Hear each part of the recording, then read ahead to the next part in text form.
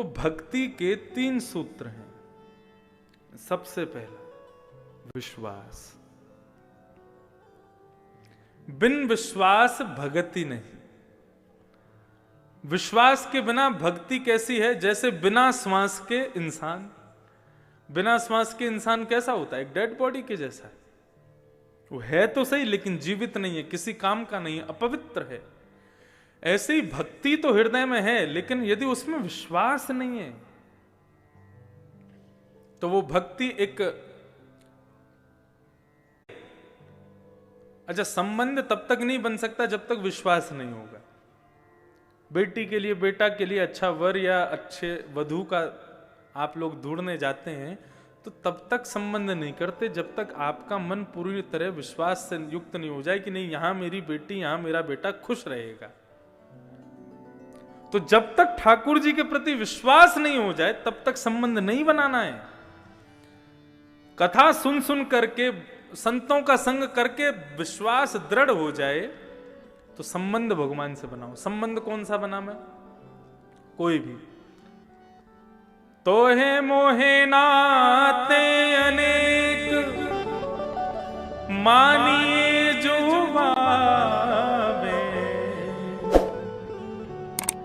भगवान, आप जो संबंध में भगवान को पाना चाहेंगे भगवान उस संबंध में राजी हैं। मैं अपनी कथा में ऐसा कहा करता हूं, जिस संबंध का अभाव आपके जीवन में है, देखो संबंधों से परिपूर्ण इस दुनिया में कोई भी नहीं है। कोई ना कोई कमी तो सबके जीवन में है। किसी को पुत्र है तो पुत्री नहीं है, पुत्री है तो पुत्र नहीं है, किसी की मां है तो पिता नहीं है, पिता है तो मां नहीं है। किसी का ब्याह हो जाता है, किसी का जीवन भर नहीं होता तो बेचारे सन्यासी महात्मा बन जाते हैं। ऐसे लोग क्या करें? और एक और बात, सबसे बड़ा संबंध जो बहुत मुश्किल से मिलता है, मित्रता, सखा। अच्छे मित्र नहीं मिल पाते। तो ये सारे संबंधों का जो अभाव है जीवन में, उस अभाव की जगह पर भगवान का भाव स्थापित कर दो। पुत्र नहीं है तो भगवान को पुत्र मानो। देखो भागवत की कथा आपको क्या प्रदान करती है? एक सकारात्मक बुद्धि प्रदान करती है, सकारात्मक सोच प्रदान करती है। यदि ऐसा मेरे जीवन में नहीं हुआ, उसके प्रति कोई नकारात्मकता नहीं आनी चाहिए। अरे अरे मैंने वो शनि भगवान का तेल नहीं चढ़ाया इसलिए ऐसा हुआ, मैंने हनुमान जी को चोला नहीं चढ़ाया इसलिए ऐसा हुआ, मैंने उन संत को प्रणाम नहीं किया इसलिए ऐसा नहीं हुआ। ऐसा भाव कभी मत लाइए। हर स्थिति के पीछे कोई ना कोई भगवत कृपा मान करके जीजिए। भगवान ने पुत्र नहीं दिया तो फिर उसके पीछे भाव क्या होना चाहिए? भगवान ने पुत्र इसलिए नहीं दिया, बोले भैया तुमको संसार का पुत्र देना हमको अच्छा नहीं लगा, हम ही तुम्हारे पुत्र हैं, तुम हमको ही पुत्र मान लो। भगवान ने पुत्री नहीं दी तो भगवान के ही स्वरूप लक्ष्मी को अपनी पुत्री मान लो। भगवान ने मित्र नहीं दिए तो ठाकुर जी को ही अपना मित्र मान लो। एक भक्तमाल जी में एक कथा आती है, सावधानी से सुनो। महाराष्ट्र के पंढरपुर में एक वैष्णव भक्त थे, उनका नाम था त्रिलोचन दास।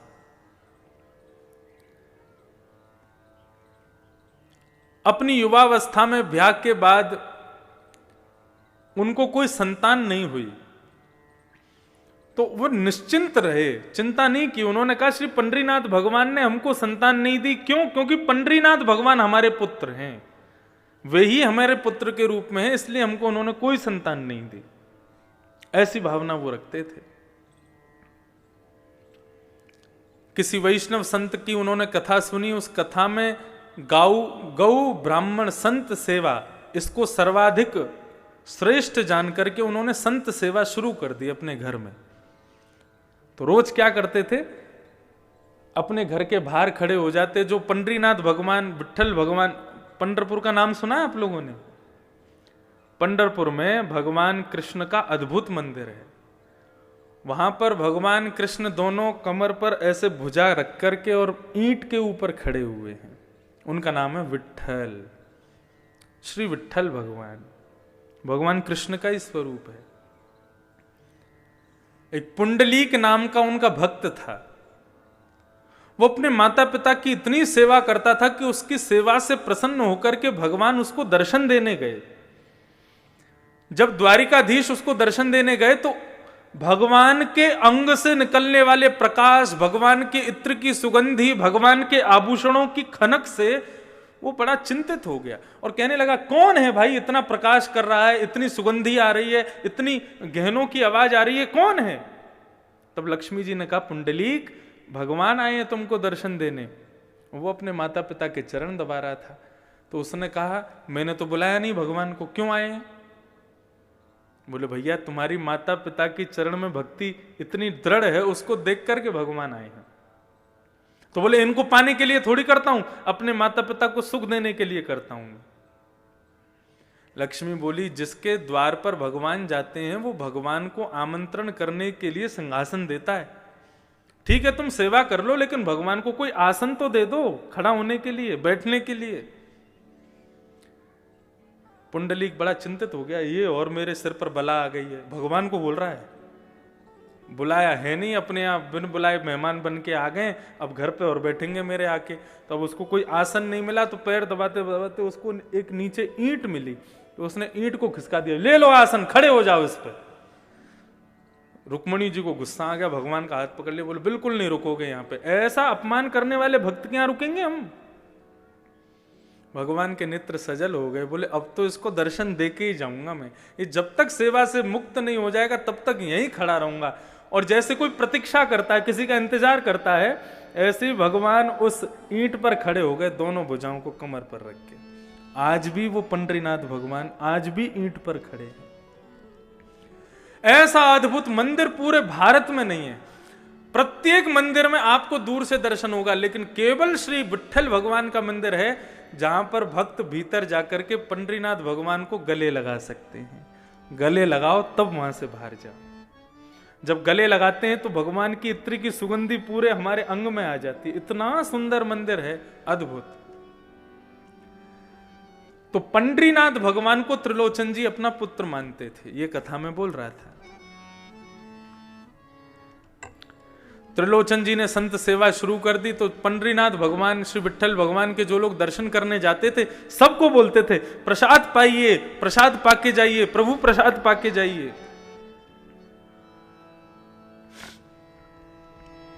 अच्छा, एक मैं नियम आपको बता के जाऊं। इस कथा के जो मुख्य आयोजक परिवार हैं, इस कथा के रूप में हम आपको कुछ दे पाए नहीं दे पाए, ज्ञान दे पाए नहीं दे पाए, हमें नहीं पता आप कितना ले पाओगे या हम क्या दे पाएंगे। ये मन का भाव है और मन से एक भाव प्रकट हो रहा है। पूरी करने की जिम्मेदारी अपने ऊपर रखना भी नहीं। जो यजमान परिवार है उनसे कह रहे हैं हम, भगवान पे ही छोड़ना, वही पूरा करवाएंगे। लेकिन हो सके तो इस नियम को आप शुरू करवा देना। क्या? इस कथा के बाद हर हफ्ते का एक कोई विशेष दिन, और उस विशेष दिन में भी यदि महीने की एकादशी का ही, एकादशी नहीं, द्वादशी का ही दिन यदि आप लोग रखें तो गुना में एक दो घंटे का इसी प्रातःकाल ब्रह्म मुहूर्त में पूरा परिवार उठ करके एक छोटा सा अन्न क्षेत्र करे। राह पर चलते हुए जितने लोग हैं सबको गरम गरम खिचड़ी और थोड़ा बहुत कुछ ना कुछ, ये महीने में जब जब द्वादशी आवे तो द्वादशी के दिन ये एक नियम इस कथा के एक फल के रूप में आप प्रारंभ कर दीजिए। और मैंने पहले ही कहा, उसकी जिम्मेदारी अपने ऊपर मत रखना, उसकी जिम्मेदारी ठाकुर जी पे ही छोड़ देना, बोले आप ही पूरा कराओ। हमें कम से कम ये सांत्वना रहेगी कि हमने अपनी कथा के द्वारा गुना में, और आपको भी एक संतुष्टि रहेगी उस कथा से, हमारे गुना क्षेत्र में प्रत्येक द्वादशी को एक छोटा सा अन्न क्षेत्र चलता है। अन्न ब्रह्म है और उस अन्न का बल ही इतना तीव्र होगा, उस अन्न क्षेत्र का बल ही इतना तीव्र होगा कि वो अन्न ही इतना बल प्रदान करेगा कि इस जन्म क्या अनेक जन्मों तक, आपके कल्प कल्पांतर तक आपके परिवार का कोई भी व्यक्ति अन्न से वंचित कभी नहीं रहेगा। अन्न की कृपा सदैव उस पर बनी रहेगी। तो ऐसे सब लोगों को पूड़ी सब्जी है, खिचड़ी है, जो इच्छा हो, महीने में जब भी द्वादशी आवे, एकादशी के अगले दिन ये एक अन्न क्षेत्र छोटा सा आप प्रारंभ करो, और उसकी कृपा क्या होगी, उसका बल क्या होगा, वो भागवत जी आपको स्वयं दर्शन करा देंगे। ये आपकी सामर्थ्य के ऊपर है, रोज कर सको रोज करो, लेकिन द्वादशी को हो तो द्वादशी को करो, लेकिन ये अन्न क्षेत्र जरूर। परम पूजनीय प्रातः स्मरणीय श्रीमद् भागवत के व्यास मंच की गरिमा जिन्होंने स्थापित की अनेकों वर्षों से, परम पूजनीय श्री डोंगरे जी महाराज, उन्होंने जहां जहां कथा शुरू की वहां वहां अन्न क्षेत्र शुरू कर दिए, और आज तक उनके अन्न क्षेत्र चल रहे हैं। तो भागवत कथा का सबसे बड़ा मूल्य यही है कि व्यक्ति उस क्षेत्र में जहां भी कथा हो वहां अन्न और ज्ञान इन दोनों से कभी वंचित ना रहे, यही भाव। तो त्रिलोचन जी सबको बुलाते थे, प्रभु प्रसाद नाम रखा था अन्न क्षेत्र का, बोले सब लोग आओ प्रसाद पाओ प्रसाद पाओ। अब वो इतना स्वादिष्ट भोजन बनाते थे कि 100 से 200, 200 से 500, 1000, अब तो प्रत्येक दिन 5-5 हजार लोग भोजन करते थे उनके यहां पर। और बनाने वाले कोई नहीं, त्रिलोचन जी और उनकी पत्नी, दो ही लोग, परिवार में और कोई था नहीं, संतान थी नहीं। सेवा करते करते करते करते करते अति वृद्ध हो गए। अति वृद्ध होने के बाद में उन्होंने भगवान से केवल एक ही इच्छा रखी, प्रभु आपने हमें संतान तो दी नहीं, हमने आपको ही पुत्र माना है, लेकिन अब आपसे एक प्रार्थना करते हैं कि हम दोनों बड़े वृद्ध हो गए, हमसे भोजन बनता नहीं है, सबको पवाने में बड़ी दिक्कत होती है, एक कोई वैष्णव भक्त हमको कोई एक नौकर मिल जाए जो हमारे यहां पूड़ी सब्जी रोटी साग चावल ये सब बना दिया करे और संतों को परोसवा दिया करे, तो 2 से 3 हो जाएंगे तो सहजता रहेगी। तो दिन रात भगवान से यही प्रार्थना करते थे, एक बढ़िया श्रेष्ठ नौकर मिल जाए, एक कर्मचारी मिल जाए हमको। तो एक दिन श्री त्रिलोचन जी बैठे थे, इतने में ही ऊंची धोती पहन करके, सर पर स्वाफा बांध करके, बड़ा सुंदर सुकोमल स्वरूप सांवला सा एक नन्हा सा बालक त्रिलोचन जी के पास में आ गया। त्रिलोचन जी को आगे प्रणाम किया, बोले हाँ बेटा बताओ कहां से हो, कौन हो, क्या है। बोले हम काम ढूंढ रहे हैं, तो काम मिल जाएगा तुमको यहां पे, लेकिन कर पाओगे हमारे यहां काम। बोले क्या काम करना पड़ेगा। बोले कुछ नहीं, सवेरे शाम रोटी सब्जी बनानी है, संतों को पवाना है। तो नन्हा सा बालक कहता है ये तो मेरा युग युगों का काम है, ना जाने कब से करता आ रहा हूं मैं, संत गौ ब्राह्मण की सेवा तो मैं जाने कब से करता आ रहा हूं। त्रिलोचन जी उसको देख के कहने लगे अभी तुम 3-4-6-7 वर्ष के तो दिखते हो, और तुम कौन से जमाने से करते आ रहे हो। अब वो कैसे बता मैं, वो तो भगवान है, भगवान तो हमेशा से गौ ब्राह्मण संत सेवा करते आ रहे हैं।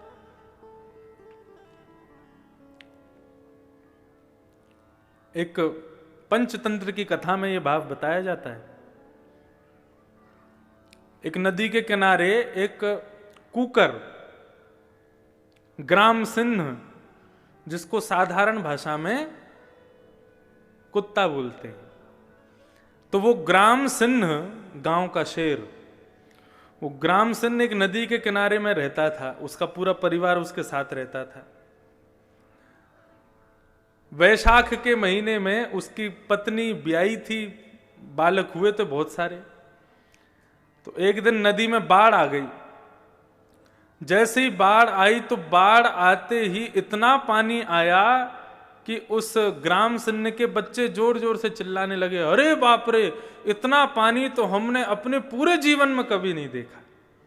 तुम्हारा जीवन ही कितना सा, 1 महीना पहले तो तुम्हारा जन्म हुआ है, उसमें भी तुम क्या क्या देख लोगे। तो ठीक उसी प्रकार ये त्रिलोचन जी के पास में जो बालक आया वो कह रहा है मेरा तो जन्म जन्मों का काम है, ना जाने कब से करता आ रहा हूं। त्रिलोचन जी हंसने लगे, बोले अच्छा नाम क्या है तुम्हारा। बोले मेरा नाम अंतर्यामी है। बोले वाह बड़ा बढ़िया नाम है। तुम्हारे माता पिता कौन है। बोले मेरे कोई माता पिता नहीं है। बोले अच्छा। हमारे यहाँ काम करोगे? बोले कर तो लूंगा, लेकिन शर्तें हैं मेरी। त्रिलोचन जी बोले क्या शर्तें हैं? बोले सबका भोजन मैं बनाऊंगा, लेकिन मेरा भोजन आपको बनाना पड़ेगा। सबके लिए भोजन मैं बना दूंगा, लेकिन मैं अपने हाथ का बना हुआ भोजन नहीं पाता। ठाकुर जी पूरे विश्व को अन्न प्रदान करते हैं, पूरे विश्व को दाल चावल रोटी सब्जी सब देते हैं, लेकिन ठाकुर जी का भोग हमको ही बना के रखना पड़ता है। ठाकुर जी बोले सबको हम पवा देंगे, लेकिन हमारा भोग आपको बनाना पड़ेगा। त्रिलोचन जी बोले ठीक है, छोटा सा बालक है, छोटा सा इसका पेट है, 2 रोटी में पेट भर जाएगा। दूसरी बात, बोले एक और शर्त है। बोले क्या शर्त है? बोले कि हम 2-4 रोटी नहीं खाते। बोले कितनी खाते हो? बोले 2 सेर आटे की रोटी खाएंगे हम। अब त्रिलोचन जी की पत्नी कहने लगी सेठानी जी, बोले कोई बात नहीं, पूरे दिन में तुम सबको हजारों लोगों को पवाओगे, 1-8 सेर आटे की रोटी हम तुमको खवा दिया करेंगे, कोई बात नहीं। बोले एक और शर्त है। बोले तीसरी शर्त क्या है? बोले तीसरी शर्त यह है कि हम जितना भी खावें आपको खवाना पड़ेगा। कभी अगर ये बोल दिया बहुत पेटू है, बहुत खाता है, तो मैं छोड़ के चला जाऊंगा, मुझको कभी टोकना नहीं।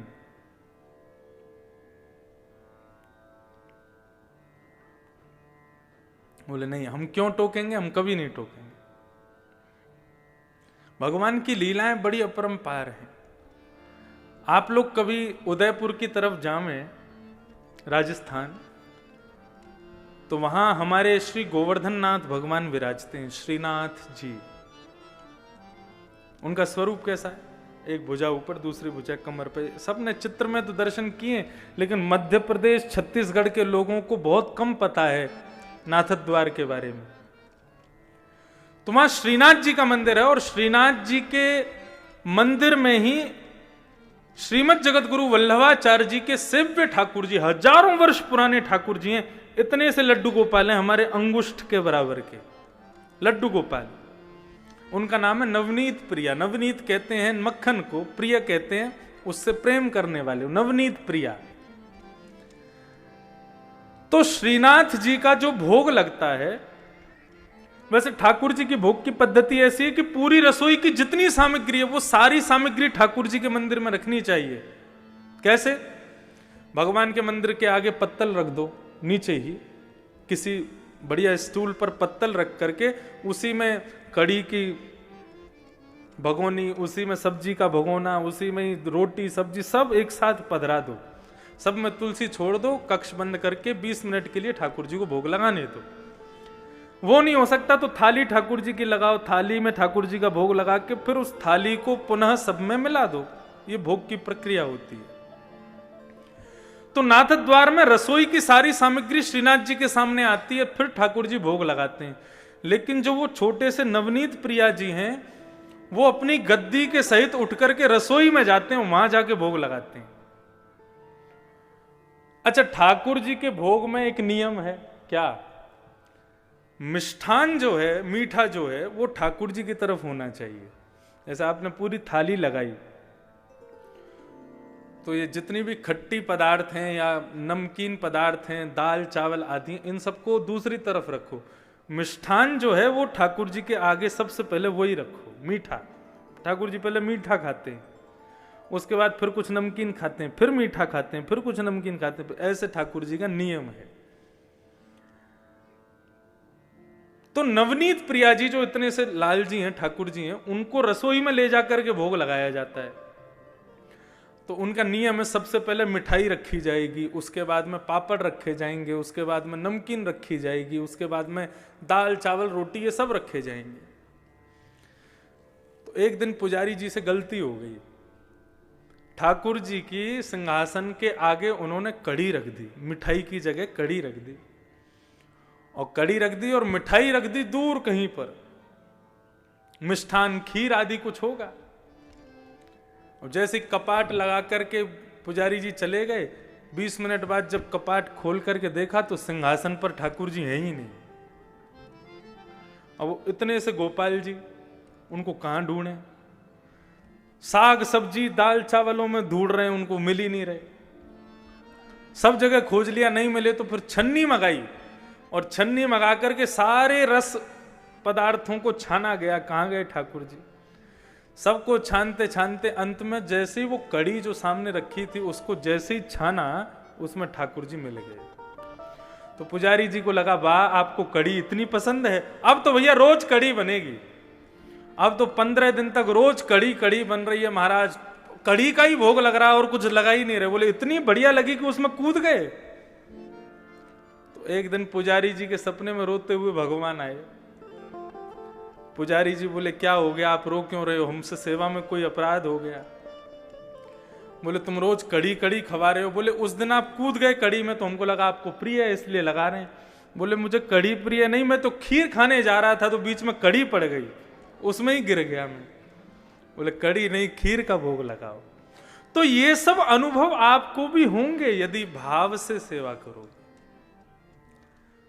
तो त्रिलोचन जी ने कहा, त्रिलोचन जी से भगवान ने कहा कभी हमसे ये मत कहना बहुत पेटू है, बहुत खाता है। यदि कहा तो हम चले जाएंगे। हमारे ठाकुर जी आते हैं हर कथा में, इतने से है श्रीनाथ जी, श्री गिरधर लाल। अभी उनका उत्सव चल रहा था, अभी सुबह आस्था भजन पर भी वो चल रहा है 11 बजे से लेकर के 3 बजे तक। तो 11 से 1 बजे तक अपने घर पर आप कथा सुनो, भोजन पाते जाओ, और 1 बजे फिर यहां आ जाओ, 2 बजे से फिर यहां सुनो। तो उनका उत्सव हम करते हैं हर वर्ष। इतने से ठाकुर जी और उनका 56 भोग लगता है, विशाल पाते हैं ठाकुर जी को भोग। 3 चीज बहुत प्रिय है ठाकुर जी को। सबसे पहला श्रृंगार, अच्छे अच्छे श्रृंगार हों, अच्छे अच्छे अलंकार हों।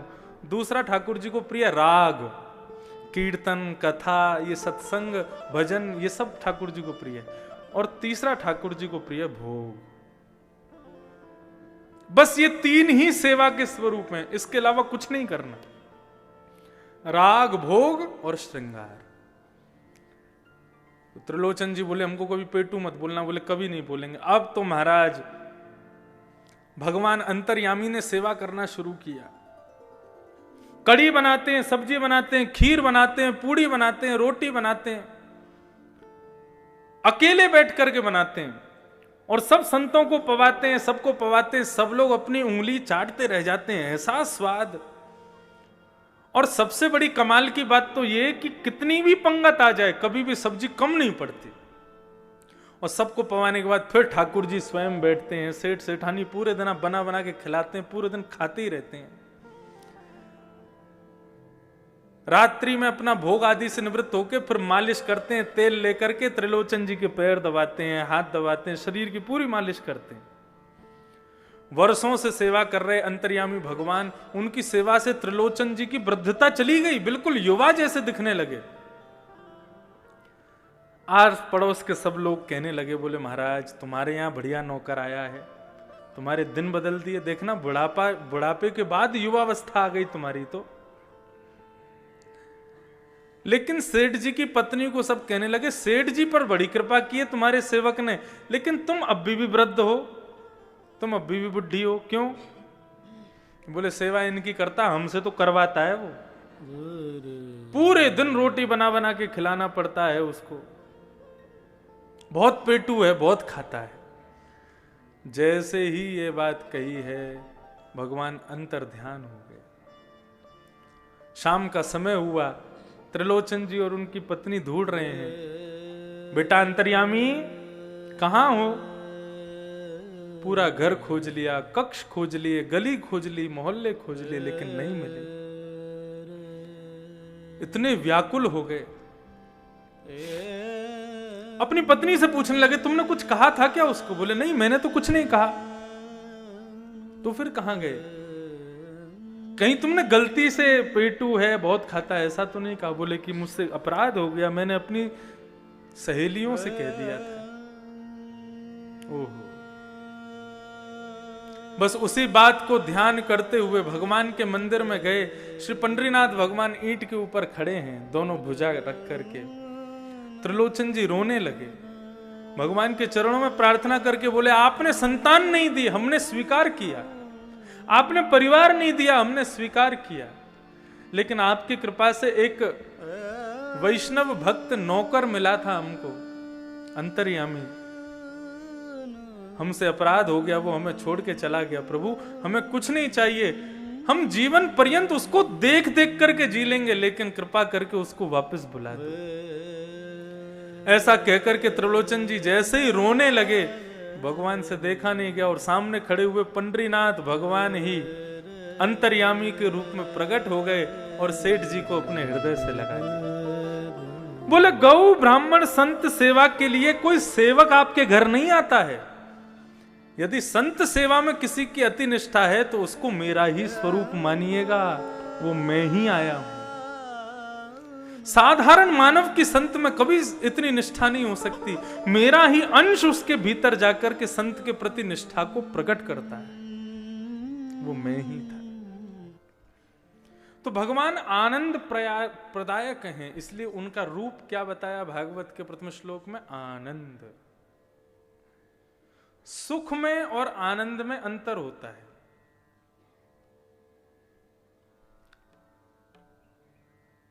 सुख जो शरीर को खुश करे उसको सुख कहते हैं, और जो मन को प्रसन्न करे उसको आनंद कहते हैं। सुख जो थोड़ी देर आनंद सुख प्रसन्न करने के बाद में फिर उसका सुख धीरे धीरे कम होने लग जाता है, उसकी प्रसन्नता कम हो। आज आप कोई बहुत बढ़िया महंगी गाड़ी लेके आए, पहले दिन उसमें बैठने से जो सुख मिलेगा वो रोज रोज रोज रोज रोज बैठते बैठते बैठते बैठते धीरे धीरे धीरे धीरे वो सुख कम होता चला जाएगा। हमको किसी के घर में किसी मैया के हाथ की दाल बड़ी बढ़िया लगी, तो एक बार उसकी दाल खा ली, दूसरे दिन फिर पहुंच गए, बोले आज फिर दाल बनाओ, फिर खा ली, तीसरे चौथे दिन से वो दाल का जो सुख पहले दिन मिला था वो धीरे धीरे कम हो जाएगा। इसको बोलते हैं सुख। लेकिन आनंद किसको बोलते हैं? बोले आज जितना आनंद आया हम गारंटी दे रहे हैं कल की कथा में आज से दुगुना आनंद मिलेगा, परसों तिगुना मिलेगा, उसके अगले दिन चौगुना मिलेगा। 7वें दिन तक ऐसी स्थिति हो जाएगी कि कथा विश्राम की बात सुनकर के कई लोगों के तो नेत्रों से आंसू निकल आएंगे, कथा बंद क्यों हो गई, कथा विश्राम क्यों हो गई। इसको क्या कहते हैं? इसको कहते हैं आनंद। दूसरी परिभाषा इसको लिख लीजिए, जो व्यवस्थाओं से प्रसन्नता मिलती है उसको सुख बोलते हैं, और जो बिना व्यवस्था के सुख मिलती है उसको आनंद बोलते हैं। यही अंतर है आनंद और सुख में। भगवान सुख नहीं है, भगवान आनंद है।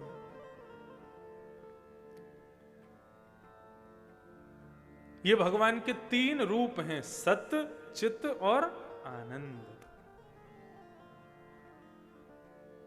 भगवान के 3 कर्म हैं, 3 रूप बताए, अब 3 कर्म। क्या कर्म है भगवान के? विश्वोत्पत्त्यादि हेतवे, विश्व की उत्पत्ति करना, विश्व का पालन करना और विश्व का संहार कर देना, ये 3 भगवान के काम है। स्वामी विवेकानंद ने गॉड शब्द की फुल डेफिनेशन बताई, GOD गॉड। तो वे कहते हैं विश्वोत्पत्त्यादि हेतवे, G फॉर जनरेटर जो विश्व को बनाता है, O फॉर ऑपरेटर जो विश्व का संचालन करता है, और D फॉर डिस्ट्रॉयर जो पूरे विश्व को संहार कर देता है। और यही 3 भाव भागवत में बताए, विश्वोत्पत्त्यादि हेतवे, तापत्रय विनाशाय। भगवान के 3 गुण हैं। बोले जो चरण में आया, जो शरण में आया उसके 3 प्रकार के ताप, दुख केवल 3 प्रकार के होते हैं, आदि दैविक, आदि भौतिक और आध्यात्मिक। इन तीनों प्रकार के दुखों का जो समन्वय करते हैं, ऐसे भगवान श्री कृष्ण को श्री कृष्णाय वयं नमः, ऐसे भगवान श्री कृष्ण को हम नमस्कार करते हैं, प्रणाम करते हैं।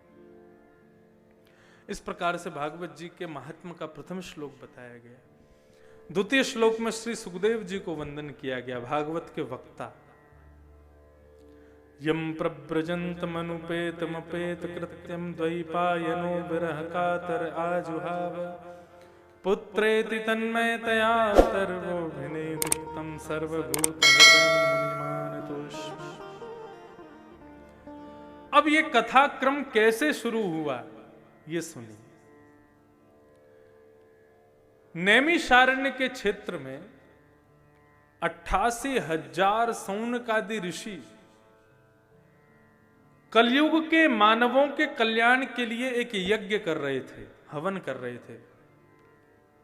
इस यज्ञ की तिथि कितने दिन की थी? बोले असंख्य, पता नहीं हजारों वर्ष तक ये यज्ञ चलने वाला था।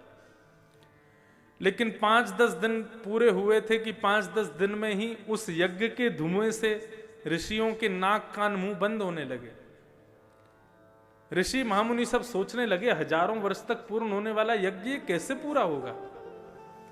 तभी उस सभा में श्री सूत जी का आगमन हुआ। सूत जी से उन्होंने कहा कि महाराज कैसे मानव का कल्याण हो? बोले मानव का कल्याण यज्ञ से नहीं होगा।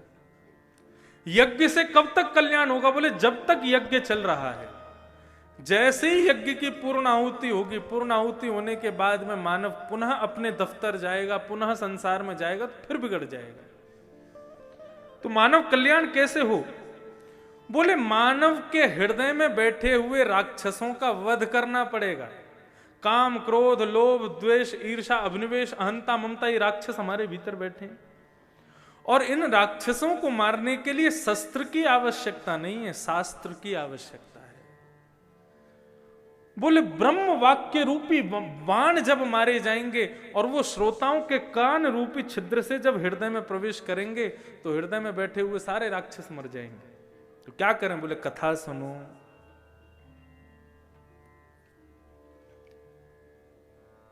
तब सौनकादि ऋषियों ने सूत जी से प्रश्न किया। बोले हम आपसे प्रश्न करते हैं, आप हमें कथा सुनाओ। बोले प्रश्न करो। तब उन्होंने प्रश्न किया है।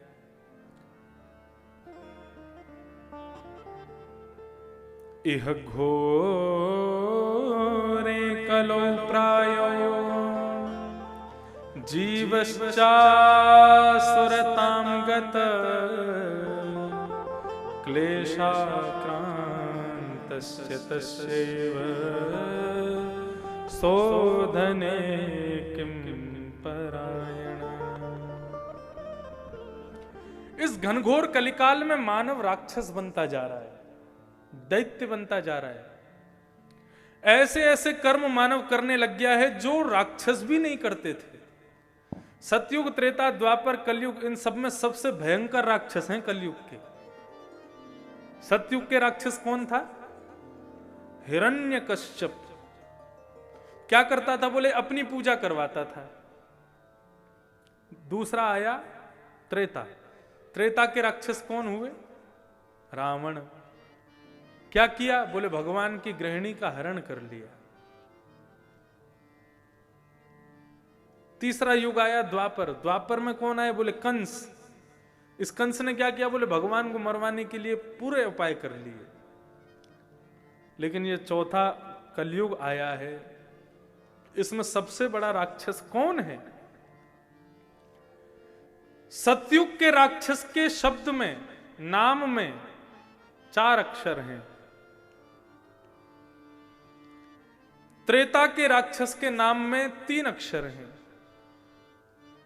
द्वापर के राक्षस के नाम में 2 अक्षर हैं। और कलयुग के राक्षस के नाम में केवल 1 अक्षर है। क्या? मैं। ये मैं ही कलयुग का सबसे बड़ा राक्षस है। अभिमान, अहंकार। और इस मैं के आगे वो किसी की नहीं चलने देता। इस अभिमानी राक्षस को कैसे मारा जाए, आप हमें बताइए। श्रेष्ठ से श्रेष्ठ और पवित्र से पवित्र इसका साधन बताइए। मैं रूपी राक्षस कैसे मरे? यह प्रश्न किया गया। तब सूत जी महाराज ने इसी प्रश्न के उत्तर में कथा कहना प्रारंभ किया। बोले इस घनघोर कलिकाल में यदि मानव के हृदय के मैं राक्षस को मारने का यदि तरीका है तो वो एक ही है। क्या? कि कालव्याल मुख ग्रास त्रासने सहित में श्रीमद्भागवत श्रीमद्भागवतं शास्त्रम् कलौ कीलेन भाषितम्। इस कलिकाल रूपी व्याल के मुख में पड़े हुए हम सब लोग ग्रासों को मुक्त करने के लिए केवल एक ही उपाय है। बोले क्या? श्रीमद् भागवत की वार्ता यदि वो प्रेम से सुनी जाए तो मानव के हृदय के ना जाने कितने विकार, कितने दोष अपने आप नष्ट हो जाएंगे केवल श्रवण करने मात्र से।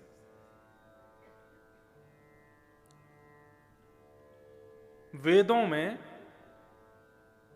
भगवत वाणी को, सत्संग वाणी को क्या बताया गया? ये साम वेद के अंतर्गत आता है। किस वेद के अंतर्गत आता है? साम वेद। राग रागनिया श्लोकों का उच्चारण ये सब साम वेद है। और साम वेद कब प्रकट होता है?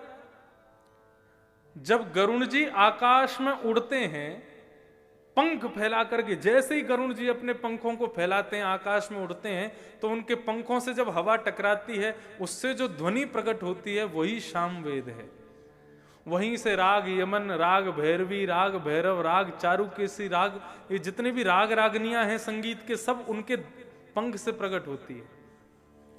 मानो ऐसा लगता है कि भगवान जब गरुण जी पर बैठ करके उठते हैं तो गरुण जी के पंखों से ध्वनि निकलती है, मानो गरुण जी संगीत बजा रहे हैं और भगवान सुनते हुए चलते हैं। जैसे हम लोग गाड़ी में संगीत बजा के चलते हैं, ऐसे भगवान म्यूजिक सुनते हुए चलते हैं। तो जितनी भी सत्संग भगवत वाणी है इन सबको सामवेद कहा जाता है।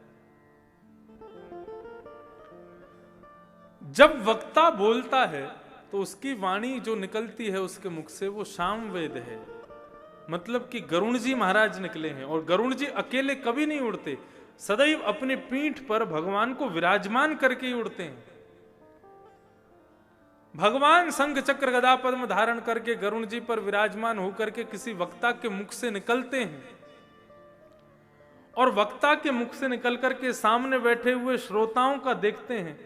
जो वास्तव में अपने हृदय के विकारों को नष्ट करने की भावना से कथा में बैठा है, उसके कर्ण रंध्र से भगवान गरुण जी के साथ प्रवेश करते हैं। शंख चक्र गदा पद्म अपने आयुधों के द्वारा उसके हृदय के विकारों को नष्ट कर देते हैं। ये कथा का कारण है। ये होता है कथा से। उसके लिए करना क्या पड़ेगा? बोले सावधान तय श्रृणु, बहुत सावधानी से सुनो, ताकि वाणी से निकले हुए जो ये गरुण और नारायण हैं ये आपके कर्ण रंध्र से हृदय में प्रवेश करें।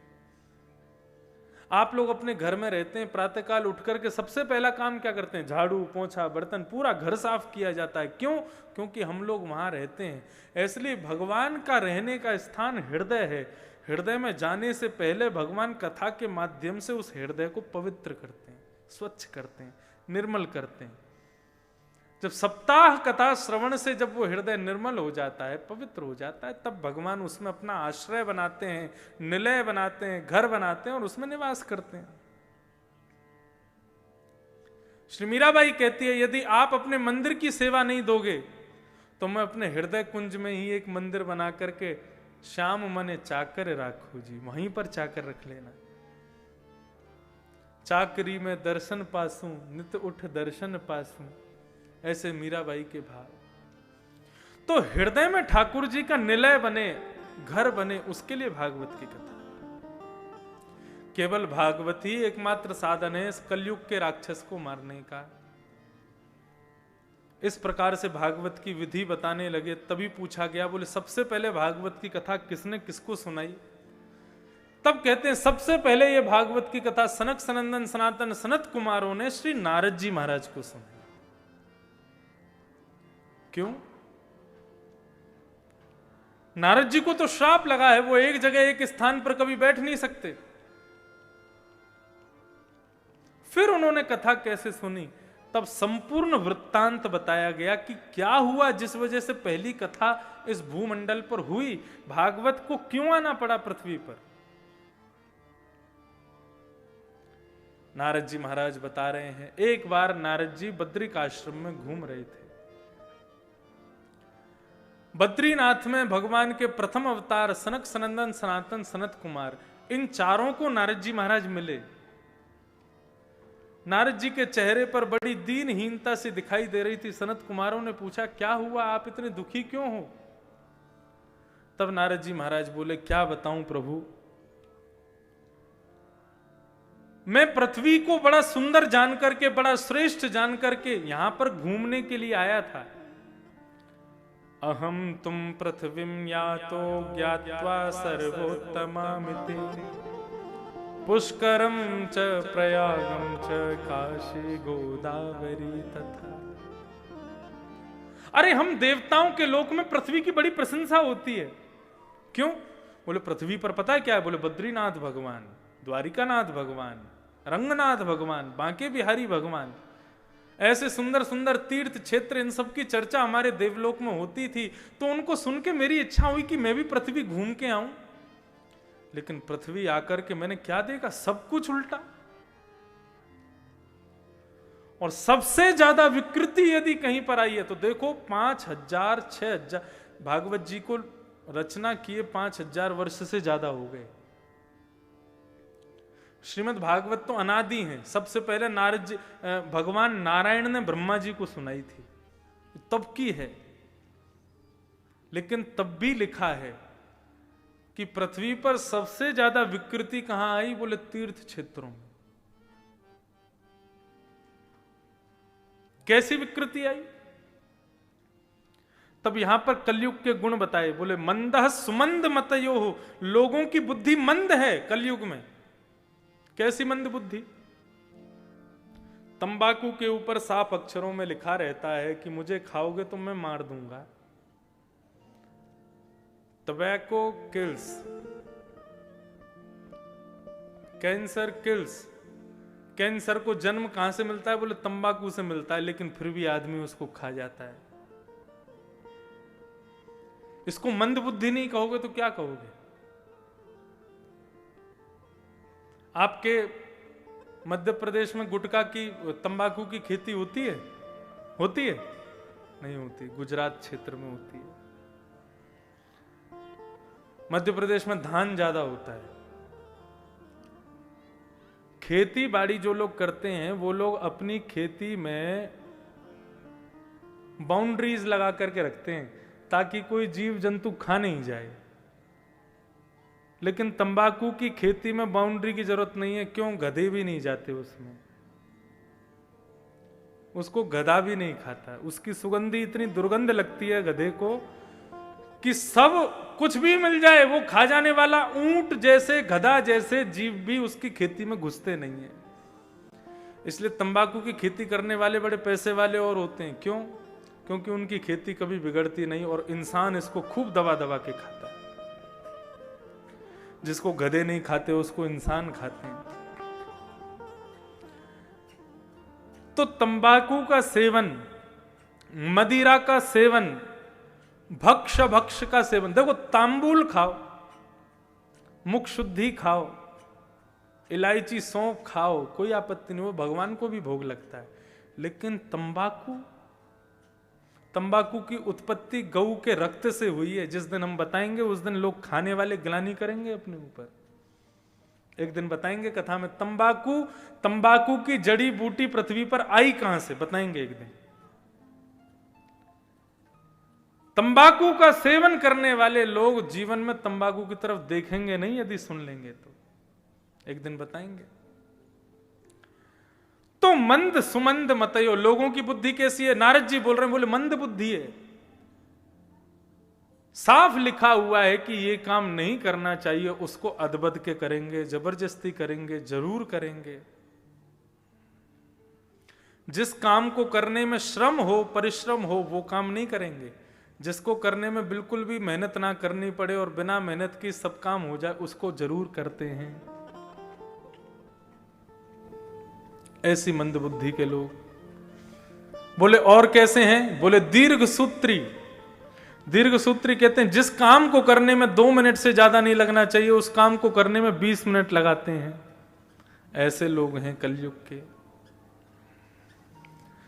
बोले यहां पर लोगों के नाम कुछ होता है और नाम का मतलब कुछ है। बोले नाम क्या है? बोले त्यागी जी। और बना क्या रखे हैं, बड़े बड़े मठ मंदिर बने हुए हैं, बड़े बड़े वो बने हुए हैं, महल बने हुए हैं। और कौन है, बोले त्यागी जी, पैसा नहीं छूते। बोले ये कौन है, बोले ब्रह्मचारी जी। बोले ये कौन घूम रहे हैं, बोले छोटे छोटे बालक किन के हैं, बोले ब्रह्मचारी जी की हैं। तो ब्रह्मचारी, लेकिन इतने सारे बालक, इतना शोर कहां से आ रहा है, बोले मौनी बाबा के आश्रम से आ रहा है। स्वयं बोलते नहीं है, लेकिन पूरी दुनिया में शोर कर रखा है। किसी संत की अवहेलना नहीं कर रहे हैं हम यहां बैठ करके। देखो, संत का अपमान कभी नहीं होना चाहिए, लेकिन पाखंड का विरोध जरूर होना चाहिए। हमारे हिंदू वैदिक सनातन धर्म में विकृति जिस प्रकार आ रही है पाखंड के कारण, उस पाखंड का विरोध जरूर होना चाहिए।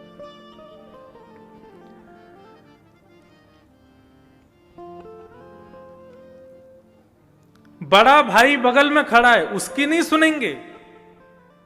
श्रीमद् भागवत में लिखा है, बोले बड़े भाई की आज्ञा का पालन नहीं करते कलयुग के लोग। किसकी आज्ञा, बोले शाल को बुद्धिदायक। अपना सगा भाई बोले उसकी नहीं सुनेंगे, पत्नी का भाई बोले, शाला बोले, उसकी बात जरूर सुनेंगे। शाल को बुद्धिदायक। बूढ़ी माँ कह रही है ये कर दो, उसकी नहीं सुनेंगे, लेकिन पत्नी कह दे ऐसा करना है तो जरूर करेंगे। इस प्रकार बहुत सारी बातें बताई गई हैं। अब कहाँ तक बताएं हम, कलयुग के लोगों के विषय बताए गए हैं। ब्याह नहीं होता, स्पष्ट लिखा है श्रीमद् भागवत में। बोले ब्याह नहीं होता है, बोले क्या होता है, बोले लड़का लड़की की सौदेबाजी होती है। इतने में लड़का बिक जाता है, इतना दोगे तो ब्याह करेगा। घोड़ी पर बैठ करके सेहरा पहन के बिल्कुल राजकुमार सा बन करके शादी के मंडप में आता है, लेकिन मंडप में आते ही भिखारी बन जाता है। एसी दो, कूलर दो, टीवी दो, गाड़ी दो, मोटरसाइकिल दो। अरे बेचारा एक पिता अपने हृदय का टुकड़ा तुमको दे रहा है, उसके बाद भी तुमको सब चाहिए। भगवान ने दहेज लेने से मना कर दिया, श्रीमद् भागवत में लिखा है। जब सत्राजित राजा अपनी पुत्री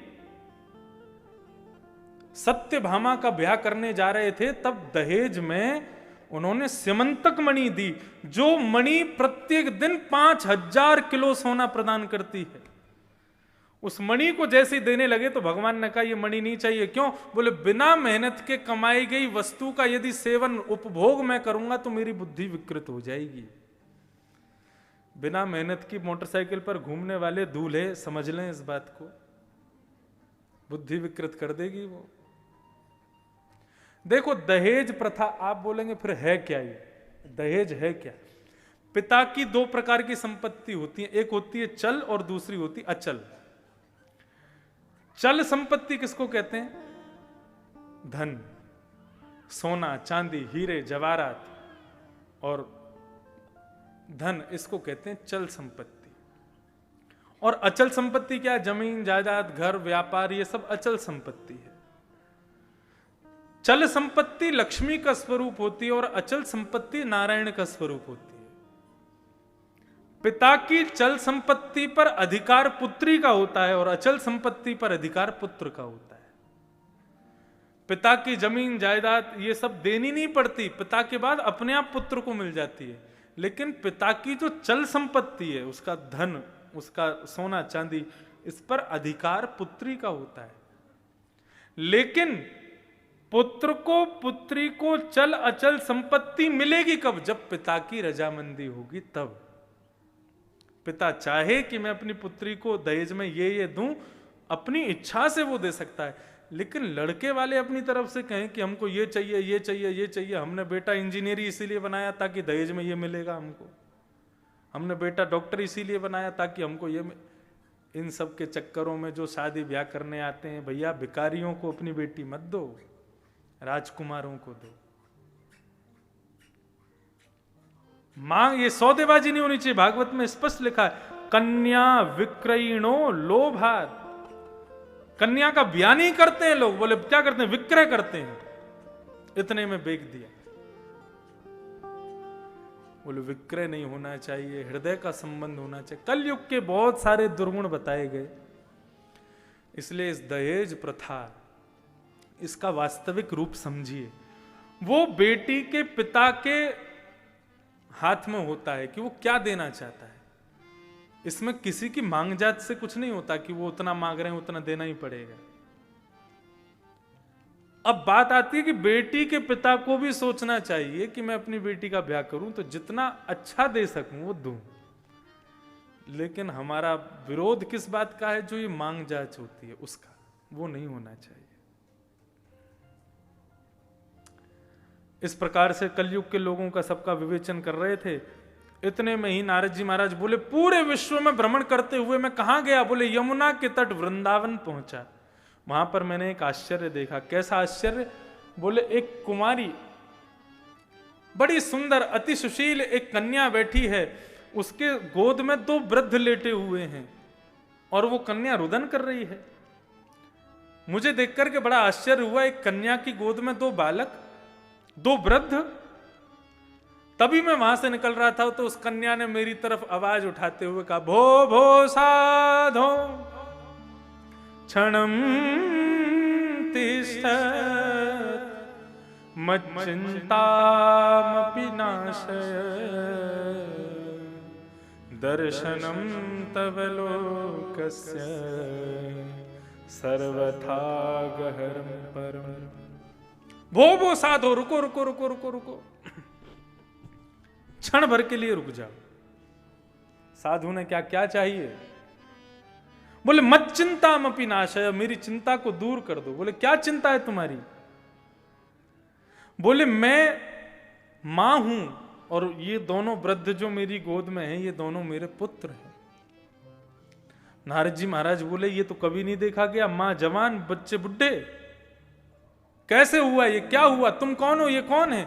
तब उसने कहा अहम भक्ति ऋतिख्याता, मैं भक्ति हूं और ये दोनों मेरे, ये दौ तनयो मतौ, ये दोनों मेरे तनु हैं, मेरे पुत्र हैं।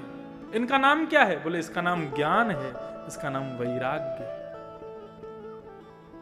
सावधानी से सुनिए, हमारे हृदय में भक्ति तो है, हम भगवान की भक्ति तो करते हैं, लेकिन भक्ति के साथ में भक्ति ज्ञान युक्त नहीं होगी और वैराग्य युक्त नहीं होगी तो वो भक्ति प्रसन्न नहीं रहेगी।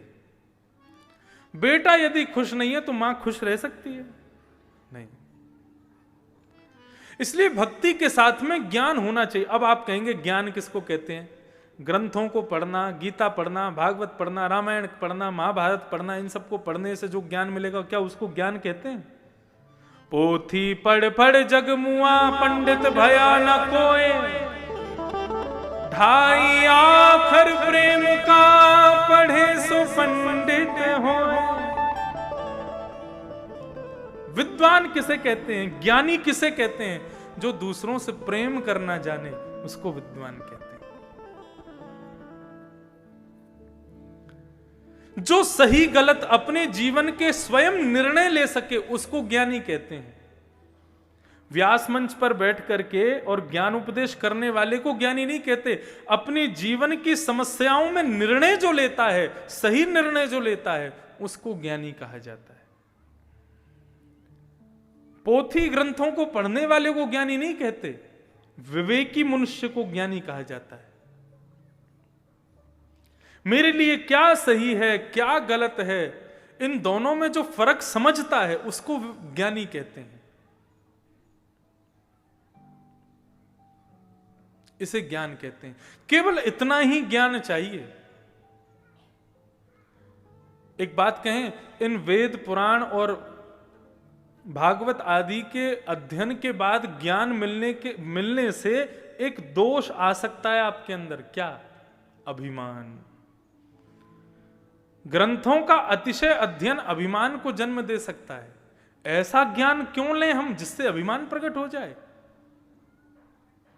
प्रेम रूपी ज्ञान जिसके अंदर है वही ज्ञानी है। संस्कृत के शब्दों को सुनकर के भगवान शिव के भी तीनों नेत्र खुल जाते थे, इतना विद्वान था। लेकिन ऐसी विद्वत्ता को ज्ञान नहीं कहते जिसमें अपने दुर्गुणों को सुधारने का प्रयास ना किया जाए। भले ही ग्रंथों का ज्ञान ना हो, लेकिन अपने समस्त दुर्गुणों को सुधारने का प्रयास किया जाता हो, अपने मन पर खूब अंकुश रखा जाता हो, खूब उसको रोका जाता हो, निंदा स्तुति में जिसकी बिल्कुल भी इच्छा रहती ना हो, ऐसे व्यक्ति को ज्ञानी कहा जाता है। तो भक्ति के दो पुत्र हैं, ज्ञान और दूसरा है वैराग्य। अब वैराग्य किसका किया जाए, वैराग्य किससे किया जाए? वैराग्य मतलब त्याग, सबको छोड़ दो, किसी में राग ना हो, उसको कहते हैं वैराग्य। इस संसार में रहते हुए भी सबको, सबके प्रति राग की इच्छा ना होना, उसी को वैराग्य कहते हैं। और वो वैराग्य श्रेष्ठ कौन सा है? रहो सबके मध्य में, रहो सबके साथ में, प्रेम सबसे करो, लेकिन ममता किसी से मत करो। ममत्व का भाव किसी के प्रति नहीं होना चाहिए। आगे भागवत में आएगा। किसी के भी प्रति आसक्त मत रहो। ये मेरी पत्नी, मेरा बच्चा, मेरे दुकान, मेरी मकान, मेरा सब कुछ, मेरा मेरा मेरा मेरा कर करके हम चले जाते हैं, सारे मेरे यहीं खड़े रह जाते हैं, एक भी साथ नहीं जाता। तो ये मेरा मेरा करने वाला जो है, ये मेरा मेरा करने छोड़ दो, सब आपका आपका आपका ठाकुर जी के प्रति प्रदान कर देना, इसी को वैराग्य कहते हैं। सब ठाकुर जी का।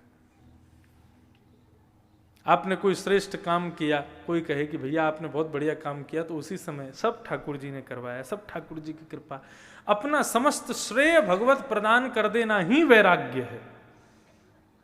इसी को वैराग्य कहते हैं। तो ज्ञान और वैराग्य दोनों आज भी वृद्ध हैं। क्यों? लोगों में भक्ति तो है, लेकिन ज्ञान और वैराग्य नहीं है। भक्ति महारानी अपने पुत्रों की पीड़ा को देख करके नारद जी महाराज से कहने लगी कि विदेशम गम्यते मया, मैं विदेश जा रही हूं छोड़ छाड़ के सब। क्यों? बोले भारत में रहकर के मेरे पुत्र वृद्ध हो गए, मैं युवान, इनकी पीड़ा में कैसे देख सकती हूं? तब नारद जी महाराज बोले चिंता मत करो, मैं कोई उपाय ढूंढता हूं। भक्ति महारानी बोली एक ही उपाय है। बोले क्या? कलयुग को मार दो, कलयुग को खत्म कर दो, कलयुग नष्ट हो जाएगा, मेरे पुत्र फिर युवान हो जाएंगे। नारद जी महाराज बोले देवी, किसी के अवगुणों को देख करके उससे संबंध तोड़ना नहीं चाहिए, उसमें भी कोई ना कोई सद्गुण होगा, उस सद्गुण को देख करके उससे संबंध बनाना चाहिए। घर में प्रवेश करने के दो द्वार होते हैं, एक होता है घर का मुख्य द्वार और दूसरी होती है खिड़की।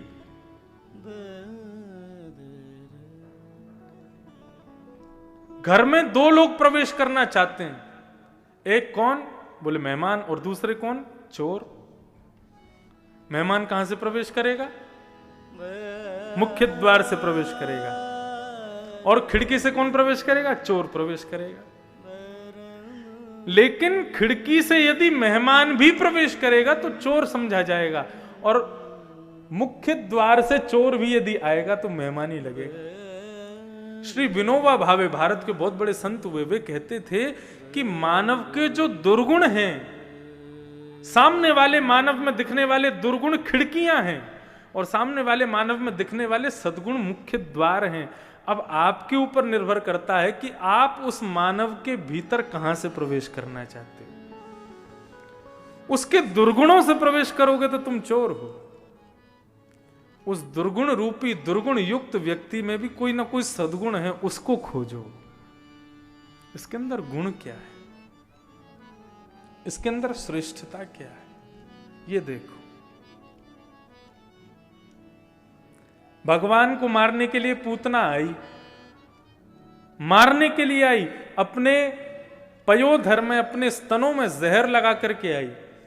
जैसे ही भगवान के मुख में अपना स्तन दिया तो भगवान उसके स्तन को पीने लगे। तो जैसे ही पयोधर को पीते पीते भगवान के मन में भाव आया कि पूतना भले ही मारने आई है, लेकिन ऐसे मारने आई है जैसे मानो मां हो, जैसे कोई मां अपने बालक को दुग्धपान कराती है, इस प्रकार आई है।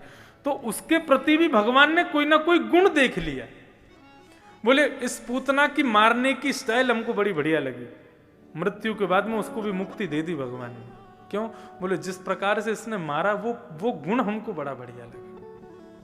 भगवान सबके अंदर गुण देखते हैं। यदि भगवान दुर्गुण देखे ना तो हम सब लोग तैयार रहे नरक जाने को, हमको कभी स्वर्ग नहीं मिलेगा, हमको कभी वैकुंठ नहीं मिलेगा। भगवान सदैव सबके दुर्गुण ही देखते रहे तो हम में से किसी का कल्याण होगा ही नहीं, उद्धार होगा ही नहीं। हम सब जो यहां बैठे हैं, चाहे भागवत का वक्ता ही क्यों ना हो, वो कितना भी बड़ा वक्ता क्यों ना हो, कितना भी बड़ा संत महात्मा क्यों ना हो, दुर्गुण सबके भीतर होते हैं, लेकिन सबके दुर्गुण नहीं देखे जाते। इस कलयुग में भले ही बहुत दुर्गुण हैं, लेकिन एक बहुत बड़ा सद्गुण है इस कलयुग में।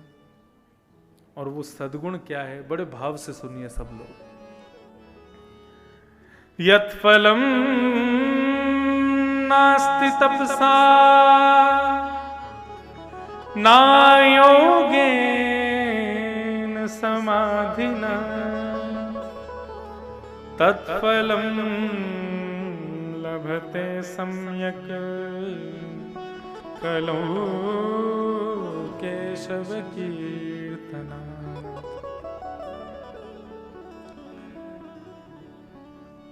सतयुग में भगवान की प्राप्ति कब होती है? सतयुग में एक तो लोगों की उम्र भी बहुत लंबी होती है। कितनी बड़ी? 1,00,000 वर्ष की उम्र होती है एक आदमी की। अब उन 1,00,000 वर्षों में व्यक्ति 10,000 वर्ष तक तो कर्म करता है, बाकी के वर्ष क्या करता है? बोले सब हिमालय पर जाकर के भजन करते हैं। और जब अनंत दिनों तक भजन करते हैं तब जाकर के तपस्या करने के बाद भगवान मिलते हैं। मतलब शरीर को प्रतिकूल परिस्थिति में ले जाओ और वहां जाकर के तपस्या करो, तब भगवान मिलेंगे। ये सतयुग का नियम है। वहां पर भगवान उसी को मिलते हैं जिसने अनेक वर्षों तक हिमालय पर वस्त्र आदि सब त्याग करके भयंकर बर्फ के बीच में कड़कती हुई ठंडी हवा में अपने शरीर को तपा करके तप किया हो, उसको भगवान मिलते हैं। बहुत मुश्किल। त्रेता युग आता है तो त्रेता में भगवान थोड़े से सहज हो जाते हैं। भगवान कहते हैं कब मिलेंगे? बोले जो जितना बड़ा हवन करेगा, यज्ञ करेगा, उतनी जल्दी भगवान मिलते हैं। तो आप लोग सुनते हैं कथाओं में कौन कौन से यज्ञ होते हैं? पुत्र कामेष्ठी यज्ञ हो रहे हैं महाराज, और अश्वमेध यज्ञ हो रहे हैं। बड़े बड़े यज्ञ होते थे, तब जाकर के भगवान मिलते थे। द्वापर में भगवान और सहज हो गए। भगवान ने कहा जो जितने भाव से मेरी अपने मंदिर में सेवा करेगा, भगवान को सुंदर श्रृंगार करना, मुकुट धराना, भगवान को सुंदर माला धराना, भगवान को द्रव्य आदि से खूब सुसज्जित करना, जितनी सुंदर सेवा करोगे भगवान की, उतनी जल्दी भगवान मिलेंगे। और कलयुग में कह रहे हैं भगवान की मानव बिना नहाए धोए घर पर बैठे बैठे उल्टा पड़ा भी यदि मेरा भगवान का नाम भी गाएगा तो भी उसको मैं मिल जाऊंगा, तो भी उसको मेरा दर्शन हो जाएगा। कलयुग में भगवान की प्राप्ति अति सहज है। भयंकर तपस्या करने से, भयंकर यज्ञ करने से, भगवान की अतिशय सेवा करुणा करने से जो फल नहीं मिलता, वो कलयुग में केवल और केवल हरि का भजन करने मात्र से मिल जाता है, भगवान का कीर्तन करने मात्र से मिल जाता है। अभी मैं कहूं चतुर्भुज भगवान, शंख चक्र गदा पद्मधारी भगवान, जैसे ही मैं चतुर्भुज भगवान का नाम बोलता हूं तो आपके नेत्रों में अपने आप छवि प्रकट हो जाती है। शंख चक्र गदा पद्मधारी भगवान कैसे हैं, उनका स्वरूप कैसा है। हमारे वृंदावन बांके बिहारी, जैसे ही बांके बिहारी जी का नाम लेते हैं तो बड़े बड़े नेत्र, श्री बांके बिहारी लाल तेरे चंचल नयन विशाल, अपने आप रूप प्रकट हो जाता है। मैं कहूं तिरुपति बालाजी, तो अपने आप तिरुपति स्वरूप हृदय में प्रकट हो जाता है। भगवान कितने सहज हैं। सतयुग त्रेता द्वापर में भगवान का नाम लेने से उनकी छवि दिखती नहीं है। केवल कलयुग में यह गुण है कि यहां नेत्र बंद करके जिस ईश्वर का ध्यान धरोगे उसकी छवि तुरंत दिखने लग जाती है। ये और किसी युग में सहज नहीं है, इसलिए कलयुग को अति सरल माना गया। नारद जी बोले देवी इस कलयुग को हम नहीं मार सकते, इस कलयुग की वजह से ही भगवत प्राप्ति सहज होगी। हमारे पूज्य नाना जी कहा करते थे ये भगवान की दुकान है। कौन सी दुकान? भक्ति रूपी दुकान है भगवान की। भगवान अपना शटर कब खोलते हैं? बोले सतयुग में। सवेरे सवेरे किसी के पास जाओ, दुकानदार के पास, और उससे जाकर के सामग्री मांगो, और सामग्री मांगते समय कहो भैया 2-4 रुपए कम कर दो, तो कहेगा बोनी नहीं हुई है अभी हमारी, जितने की है उतने की ले जाओ। सुबह की सामग्री जितने की है उतने की मिलेगी, महंगी ही मिलेगी। मतलब सतयुग में भगवत प्राप्ति बड़ी महंगी है, बहुत तपस्या करनी पड़ती है। जैसे जैसे समय आगे बढ़ता है, बोनी हो जाती है दुकानदार की, तो फिर कोई आता है, प्रियजन आके कहता है भाई थोड़े रुपए कम लगा लो, दाम कम लगा लो, तो वो कह देता है तुम्हारे लिए चलो ये कर देंगे, थोड़ा सस्ता कर देगा। शाम आते आते थोड़ा और सस्ता कर देता, भाई घर जाने का समय, बढ़िया जेब भर के चले जाएं। लेकिन कलयुग यानी कि बिल्कुल दुकान बंद होने वाली है, उस समय कोई आ जाए और आकर के कहे हमको ये दे दो, ये दे दो, ये दे दो, और इतने में लगा दो, इतना रुपया कम कर दो, ऐसे कर दो, वैसे कर दो, तो दुकानदार जल्दीबाजी में जितने रुपया कहोगे उतने कम करके आपको सामग्री दे देगा। हमारे पूज्य नाना जी कहते थे वैसे ही ठाकुर जी की चतुर्युगी रूपी दुकान है। सतयुग में भगवत प्राप्ति अति महंगी, त्रेता में थोड़ी सहज, द्वापर में थोड़ी और सहज, और कलयुग में तो भगवान बिल्कुल सरल ही बना देते हैं। घर पर बैठे बैठे कुछ मत करो, मेरा स्मरण मात्र कर लो, भगवत स्मरण करने मात्र से भगवत प्राप्ति हो जाती है। कलयुग का गुण है। ऐसे कलयुग के गुण श्री नारद जी महाराज ने बताए। तब भक्ति महारानी ने भगवान श्री नारद जी के चरणों में प्रणाम किया। नारद जी महाराज वेद आदि का पाठ सुनाने लगे। जितनी देर पाठ सुनाते उतनी देर तो समस्त ज्ञान वैराग्य का बुढ़ापा दूर हो जाता है। लेकिन जैसे ही वेद वेदांत गीता का पाठ पूरा होते ही फिर वृद्ध हो जाते। तब नारद जी महाराज ने भगवान से प्रार्थना की कि कोई और उपाय बताओ। तब भगवान ने कहा एतदर्थम तो सत्कर्म, नारद जी सत्कर्म कीजिए, तभी ये दोनों पवित्र होंगे, दोनों युवान होंगे। सत्कर्म पूछते पूछते पूछते पूछते श्री नारद जी महाराज कहां पहुंचे? श्री बद्रीनाथ, बद्रिकाश्रम। और वहां उनको सनत कुमार मिले। सनत कुमारों से उन्होंने पूछा सत्कर्म किसे कहते हैं, मुझे बताओ। तब सनत कुमारों ने 5 प्रकार के सत्कर्म बताए हैं। इन सत्कर्मों को सुनकर के आज की कथा को हम लोग विराम करेंगे, फिर कल कथा 2 बजे से सुनेंगे। बड़ी सावधानी से सुनो, सत्कर्म किसे कहते हैं।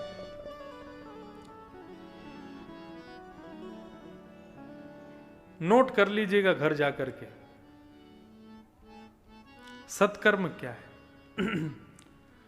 द्रव्य यज्ञस्तपो यज्ञ योग यज्ञस्तथा परे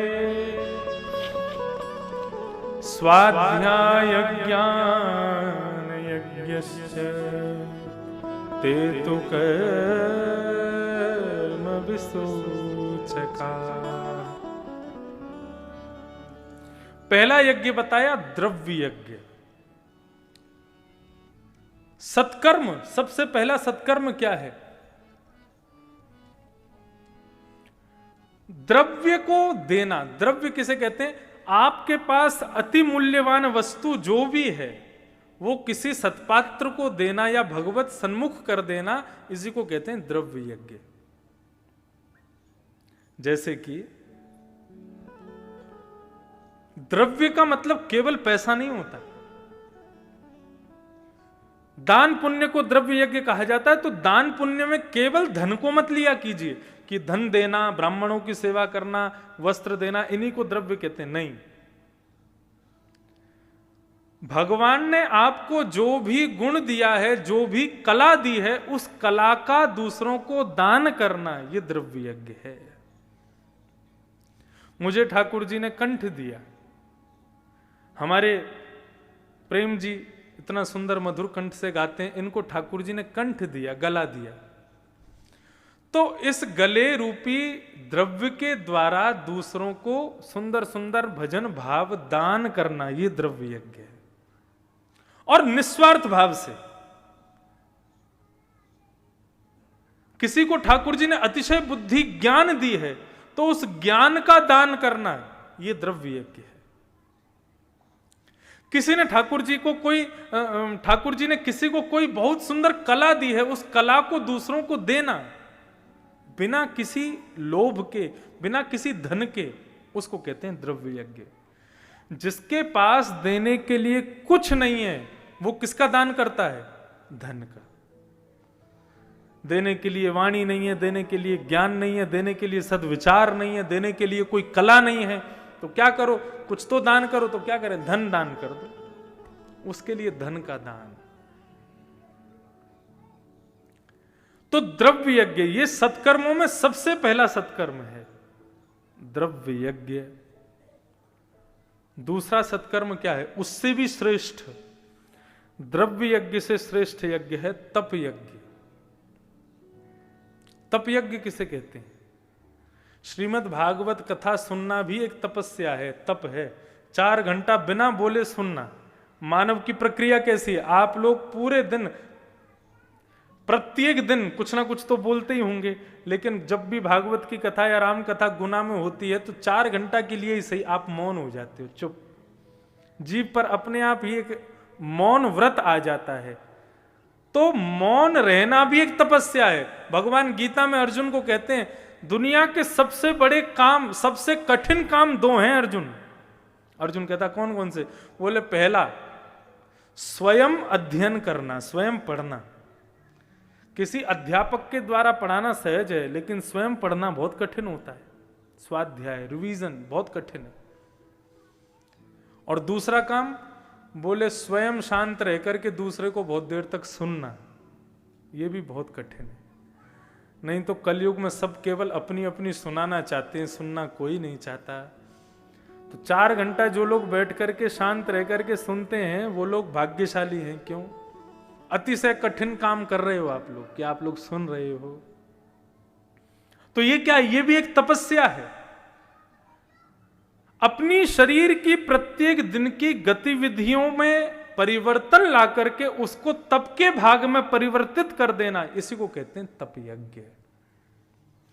हम 4 घंटा बोलते हैं और 4 घंटा एक ही आसन पर बैठे रहते हैं, ये भी एक तपस्या है। आप भी 4 घंटा एक ही आसन में बैठे रहोगे तो भी वो तपस्या है।